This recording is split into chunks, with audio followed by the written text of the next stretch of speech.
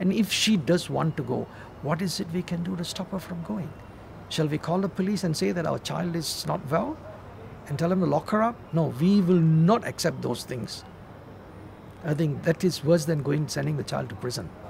Right? We say, look, she is all right. She will go. She will come back. Maybe she'll hurt us a lot in the process. No, we can stand it. And I think many parents can't do that.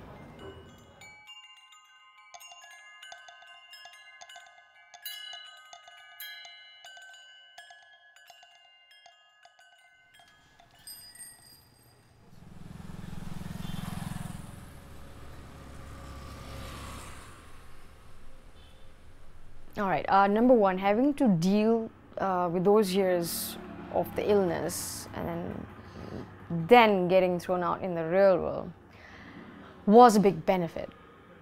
Because when you already have an illness, most users, I would say, most survivors, people living with an illness like this, are not allowed to go out in the real world. And then it's a contradiction. How do you live in a real world when it's close to you? How do you develop those skills? How do you socialize? How do I talk to another normal person who's not going to understand what I'm saying when you just keep me away from them?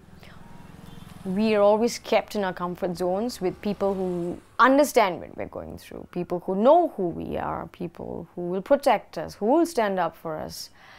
There was being the rebellious person again. No, I want to go out there. I want to go to this place. I want to do this, you know, and nobody knew anything about me. So my complete band-aid was actually removed. My wounds were open. You know, I didn't have my parents, I didn't have my support system, I didn't have my doctors, I didn't have anyone at that point, and I was having to deal with the illness bit and facing the real world.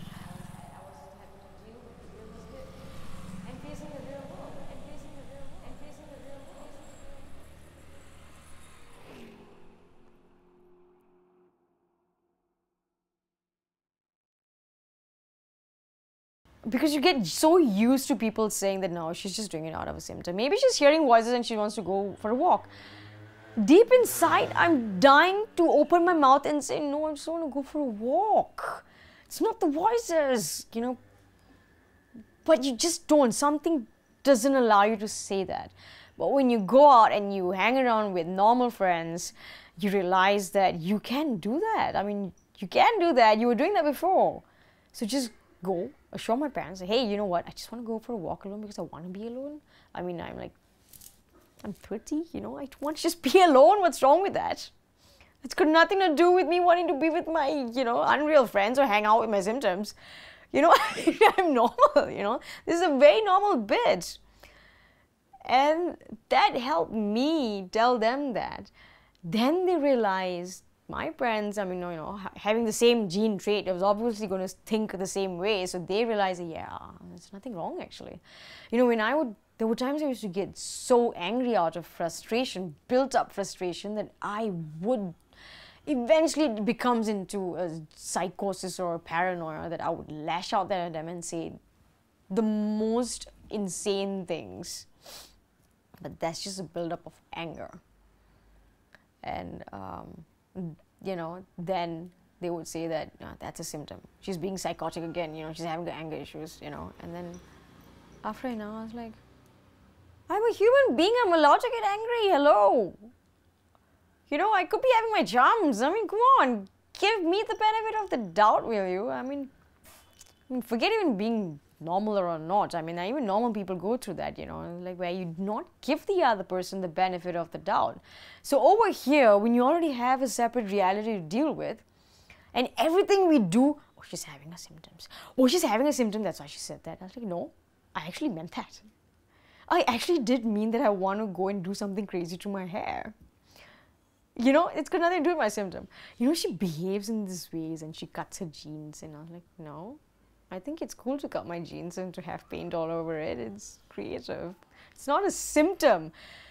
That's where it gets so overwhelming that we end up forgetting the individual, the person. That, you know what, Resh, this is her personality. She will beat the crap out of you. She doesn't need to be psycho for that. You know, and my friends who were normal reminded me, they're like, Resh, you were crazy before already. Having gone through so much, I think I will not say that these are of no value. I think they are more value to strengthening your own resolve. That's all. That means the caregivers, not the patient. Like you guys reminded me about it. My dad suffered from short-term memory loss. Gave me the guidance, you know. They said that, okay, she cannot do because she's not in that state of mind.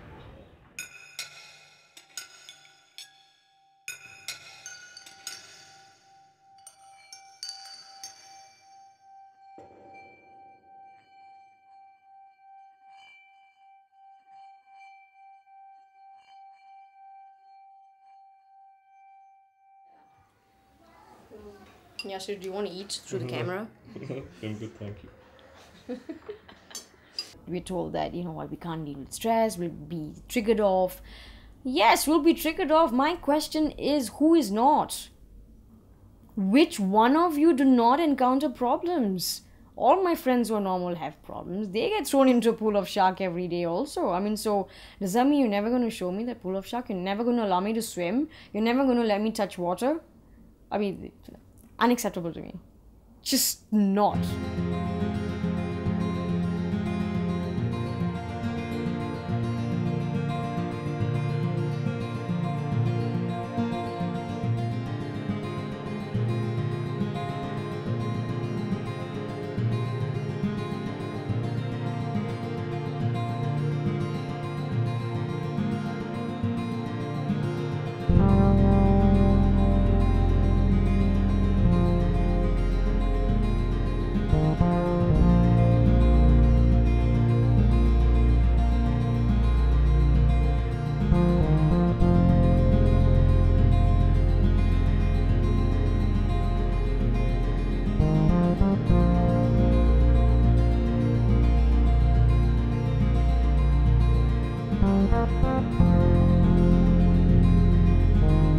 I have been the lucky one, and I believe everybody else can be the lucky one if only the people around them are willing to give them that space.